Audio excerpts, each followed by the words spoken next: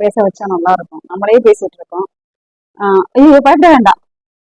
ஒன்னே பதினஞ்சு போச்சுடா. நிம்மதியா இருந்தோம். ஸ்கூல்ல தான் கேள்வி கேட்டு கொள்றாங்கன்னா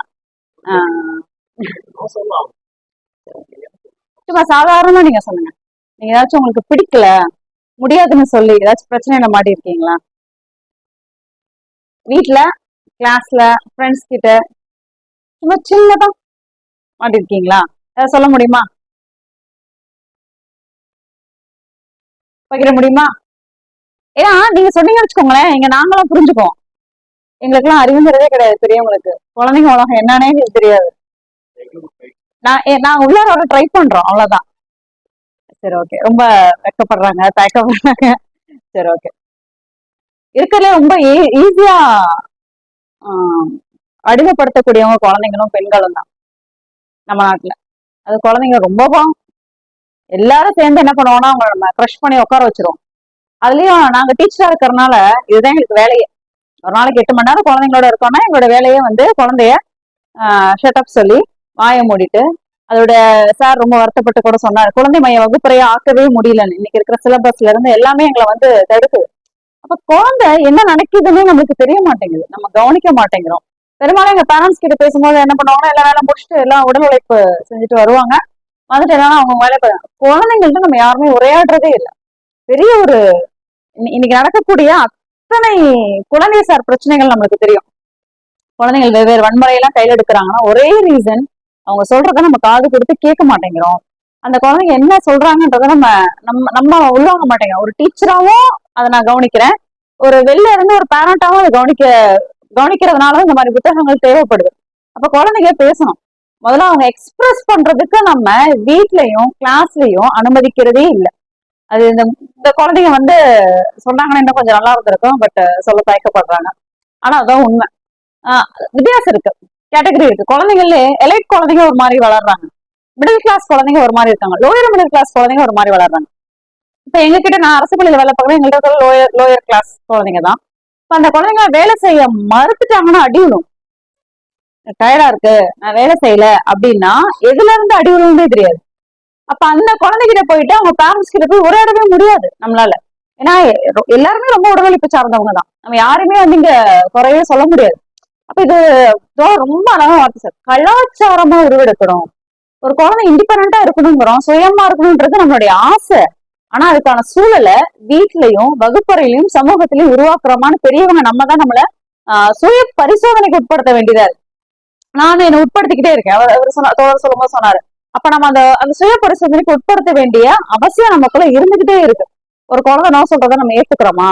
இல்ல ஒரு குழந்தை நோ கூட விடுங்க, சாதாரணமா எனக்கு இது பிடிச்சிருக்கு, இது எனக்கு பிடிக்கல, எனக்கு இது வேணும், எனக்கு இந்த இடத்துக்கு எனக்கு வர எனக்கு தோணல, நான் பிரியப்படலைன்னு சொல்றத நம்ம கேட்கிறோமா? நம்ம என்ன பண்றோம், எனக்கு போகணும் நீ வா, ஆர்டர் தான். நம்ம கிட்ட இருக்கிறது எல்லாமே வெறும் கட்டளைகளா தான் இருக்கு.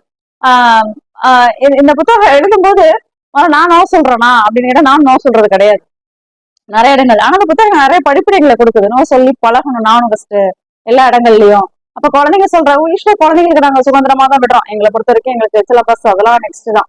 அப்ப இது எல்லா வகுப்புறையிலும் சாத்தியமா இருக்கா? எல்லாருக்குமே இது ஒரு படிப்பினையா இருக்கா? ஒரு கேள்வி வந்து அந்த புத்தகத்தை வந்து எழுதணும்.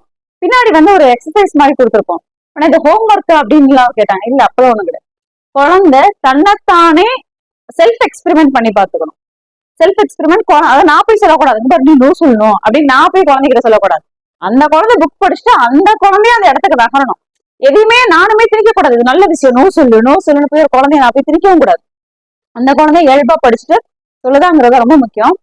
எனக்கு இதுல ரொம்ப சந்தோஷமான விஷயம் என்னன்னா, இது இது தமிழ்ல வந்து பெரும்பாலும் ஒரு விஷயம் சொல்றதா வந்து டைரக்டா சொல்லிடுவாங்க, ஒரு சொன்ன மாதிரி கட்டுரையா எழுதிடுவாங்க.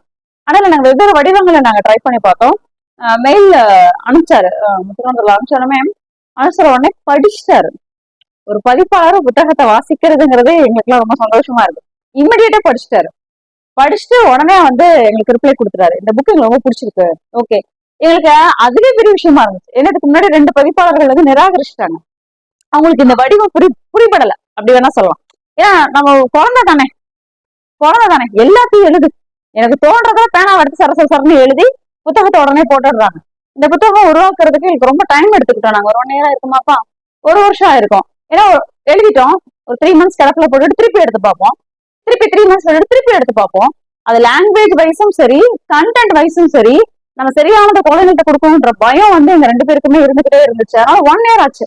ஒரு புக் எழுதி இந்த புக் முடிக்கிறதுக்கு 1 year ஆச்சு. நம்ம நினைக்கலாம் சின்ன புக்கு தானேன்னு நினைக்கலாம். இல்ல, ஒரு வார்த்தை ஒரு சொல் கூட தப்பா போயிடக்கூடாது. தோழர் சொன்னார், நோ சொல்லுன்னு சொல்லிட்டோம், அடுத்தவங்க சொல்ற நோவை நீ ஏத்துக்கிறியா? அதை நம்ம குழந்தைங்கள்ட்ட அதையும் நம்ம கல்ச்சர் பண்ணணும், கல்டிவேட் பண்ணணும்னு நினைச்சோம். தோழர் வந்து உடனே இதை படிச்சுட்டு எனக்கு சொன்னா ரொம்ப சந்தோஷமா இருந்துச்சு. அது எதிரில புத்தகம் வர்றதுங்கிறது எனக்கு முன்னாடி ரொம்ப ரொம்ப பெருமை தான். ஏன்னா தோழருடைய எல்லா புத்தகங்கள் மொழிபெயர்ப்பா இருக்கட்டும், அவருடைய மற்ற கட்டுரைகள் புத்தகங்களாகட்டும் ரொம்ப செலக்டிவா தான் அவர் எடுத்து போடுவாரு. அதனால நோ சொல்லுங்க வந்து சிறார் இலக்கியத்துல அவர் எடுத்து வச்ச முதல் படியில எடுக்கணுமே எங்க புத்தகம் போடுறது எனக்கு ரொம்ப சந்தோஷம். அடுத்து தோழர் சுடநாட்ராஜ் வந்து முக்கியமான கள செயல்பாட்டாளர். சத்தியமங்கலம் பகுதிகளில் நிறைய செஞ்சுட்டே இருக்காரு. குழந்தைங்களை மட்டும் ஃபோக்கஸ் பண்ணல, அங்க இருக்கிற பழங்குடி மக்கள், அங்க இருக்கிற அரசு பள்ளிகளை வந்து அங்க ஆசிரியர்கள் பற்றாக்குறையில இருந்து பெரிய போராட்டமே எடுக்கக்கூடியவர், சொல்லிட்டு போறவர் கிடையாது, இதுல இறங்கி போராடக்கூடியவர். அப்படியானவர் வந்து இந்த புத்தகத்தை பேசுனது எங்களுக்கு ரொம்ப சந்தோஷம், நன்றியும் கூட. எதிர்பாராத விதமா வந்து ஆனைமலையில அரசு பள்ளி ஆசிரியரா இருக்கவர் புத்தகம் வாசிச்சுட்டு அவரும் அவருடைய கருத்தை ரொம்ப பகிர்ந்துகிட்டாரு. ரொம்ப சந்தோஷமும் நன்றியும். வந்திருந்து இவ்வளவு நேரம் பொறுமையா எங்களுடைய புத்தகம் உரைகளை கேட்டதுக்கு அனைவருக்கும் நன்றி, ரொம்ப மகிழ்ச்சி.